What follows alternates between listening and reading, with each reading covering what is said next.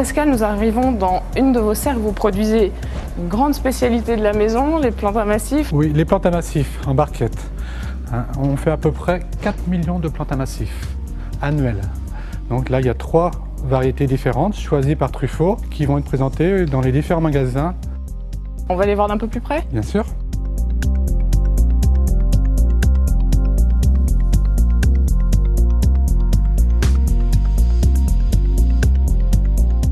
Donc là, Pascal, on a les 3 mélanges dont vous me parliez. Ils sont devant vous. Donc là, au niveau des teintes, en impatience, on trouve à peu près tout.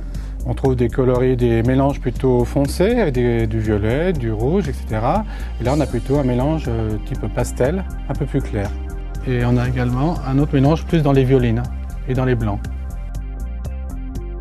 Quels sont les besoins pour l'impatience? C'est des produits qui sont destinés à décorer les massifs. C'est une plante qui demande plutôt une partie mi-ombragée, mi-soleil. Donc faire attention, un soleil trop persistant dans la journée peut les bloquer un petit peu. Et au niveau du sol, un besoin particulier? Oh, il faut un terrain assez léger, hein.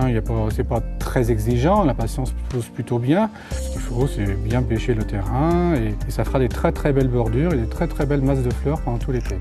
Donc l'impatience va fleurir jusqu'à quand à peu près? Jusqu'aux toutes premières gelées. Hein. C'est une plante à massif annuelle, donc elle a son cycle de végétation sur le printemps, été et début d'automne.